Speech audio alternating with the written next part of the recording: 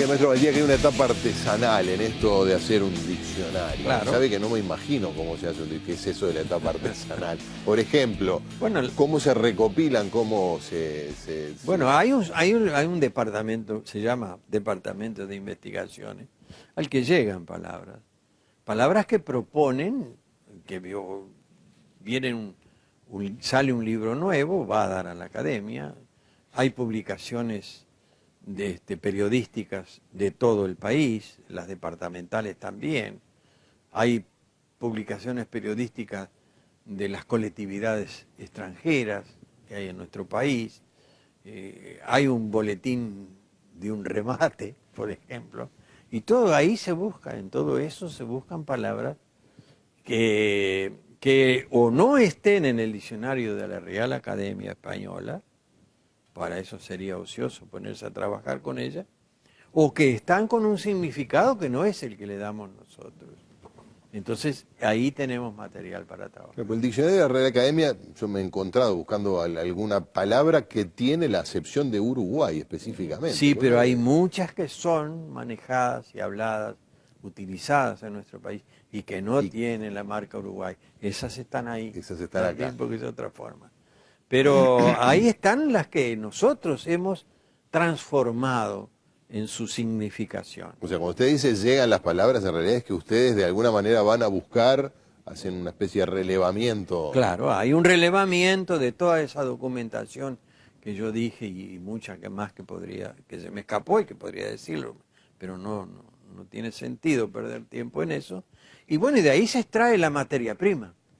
Aparece un académico, tengo una palabra. Exactamente. Así nomás. Y después ahí hay académicos y hay funcionarios y hay gente que está trabajando en esas comisiones, que bueno, que uno es de Artigas, que otro es de Rivera, que otro es de 33, y uno dice, en mi pueblo se dice de tal forma. Bueno, vamos a ver qué quiere decir eso, de tal cosa. Pero por ejemplo, ¿ustedes discuten en torno a una palabra? Desde luego, muchísimo. ¿Sí? Por ejemplo, Sí, una muchísimo. palabra que haya ocasionado discusión. Yo entre la los palabra académicos. que recuerdo que llevó más tiempo fue blandengue. Blandengue. Blandengue, sí señor. Pero parecería que es claro, ¿no? Sí, pero ¿de dónde viene? ¿Cómo se origina? A ver. Ahí apareció hasta un documento de don Félix de Azara de 1762, creo, 2 años antes del nacimiento de Artigas, que vio una parada militar en Asunción. Aquí todavía no había cuerpos militares como para hacer paradas. Y ahí mencionan los blandengues por primera vez, ¿no? Pero el origen de la palabra, de dónde viene, lo más inmediato es aquello de blandir una danza, ¿no? Pero está aquello también del vocablo blando. ¿Ese blando tiene que ver o no tiene que ver con la cosa? Bueno, ahí, no es muy halagüeño para una tropa que le digan blandengue, seguro, ¿no? Ahí está la cosa. Bueno, entonces se discutió mucho. Sí. Se discutió mucho. Y al final, ¿qué conclusión Y hubo llegaron? consenso. Y sí, porque no había una conclusión así totalmente compensatoria de todas las dudas que surgían, ¿no? Y se llegó por consenso, pero se deliberó muchísimo, llevó mucho tiempo. Qué fantástico, porque usted pone la palabra blandengue y la explicación que daba Félix de Azara y del siglo XVIII, y yo estaba mirando por aquí palabras encontré pinochetismo, por ejemplo, Claro. ¿no? Obviamente, doctrina política y sistema de gobierno del dictador chileno Augusto Pinochet, una palabra surgida en los años 70 y 80. Ahí está. Palabras más modernas, que también aparecen por allí, es casi no, es un viaje por la geografía y un viaje en el tiempo. También, Exactamente, ¿no? Exactamente. Sí, es un viaje por la geografía y por el tiempo también. Las dos cosas son importantes, de ahí salen las dos determinantes de que una palabra vaya a dar a un diccionario, es decir, el área de uso, es decir, que no salga de un espacio muy reducido, que no salga de una zona que no tenga significación en cuanto a su extensión y que, bueno, al poco tiempo desaparezca, ¿no? Es decir, que no se dé en el tiempo. Cuando se extiende, toma una extensión considerable su uso y permanece, se incluye. porque las palabras a veces aparecen, se recurre, para esto verlo más claro, es bueno recurrir a algunas palabras que aparecen como muletillas. Esas aparecen, están y desaparecen. El viste desapareció. Hace un tiempo atrás, viste. Parecía que se iba a quedar para siempre. En este momento creo que si no desapareció totalmente, está en eso. Y ahora tenemos otro, yo qué sé, ahora se afirmó el ta. Vamos a ver hasta cuándo dura.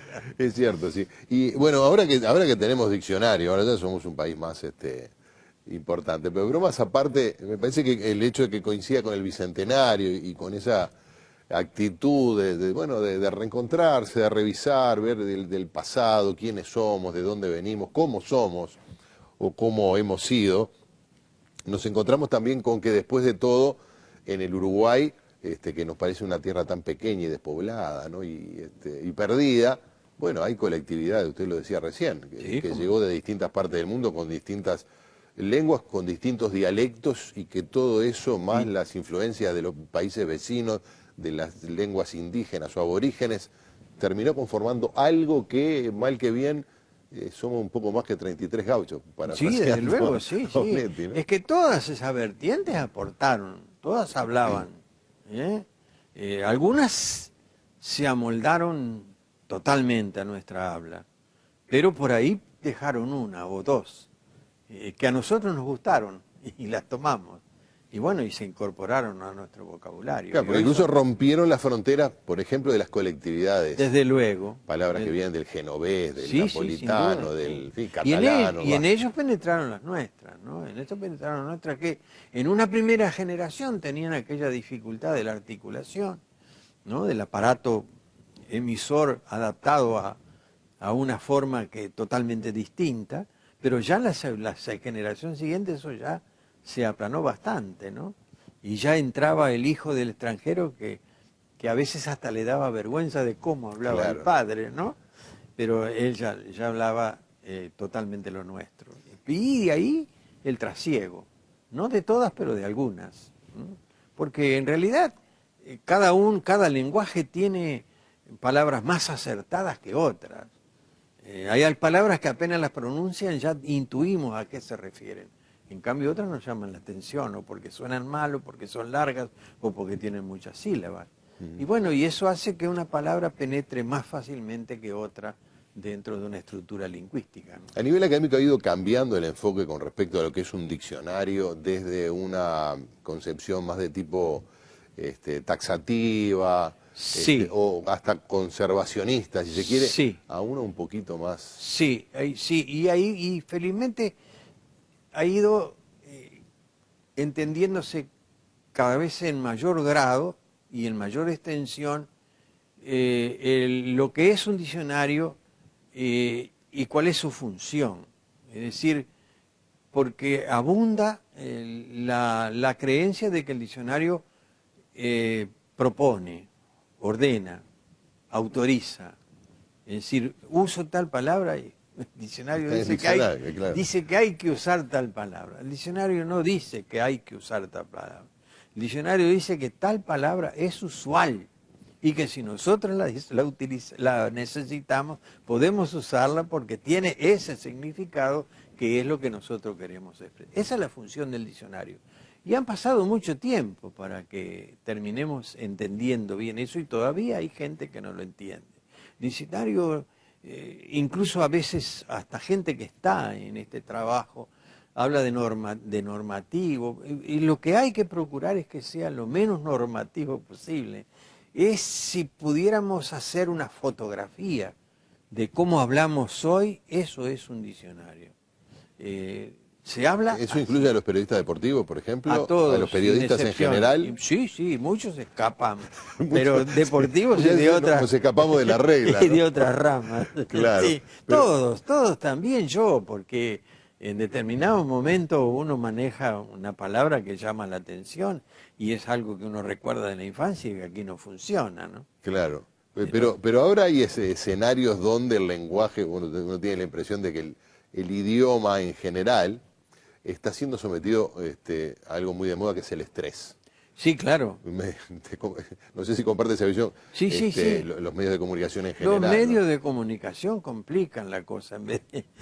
La hacen todavía más y entreverada. lógicamente, sí, por eso le digo, por eso le decía yo que es bastante poco lo que se altera, la estructura mayor de nuestras hablas, vista el bombardeo continuo a que está sometida y la torrencialidad Sí. de ese bombardeo. Hablamos en el próximo bloque, ya para cerrar este programa, sobre este idioma, este diccionario del español del Uruguay que recoge las palabras, no todas, ¿no? Pero las palabras que en alguna medida forman parte o definen nuestra identidad lingüística, expuestas a esta nueva realidad de los medios de comunicaciones globales. Sin duda. Donde prolifera la utilización de la palabra, no siempre respetando las reglas Sí. que son de recibo. Sí. Podemos decir que más o menos algunas de las fuerzas que hacen que resistamos a esa, ¿no? Sí. A esa invasión, digamos así. Bueno, venimos enseguida.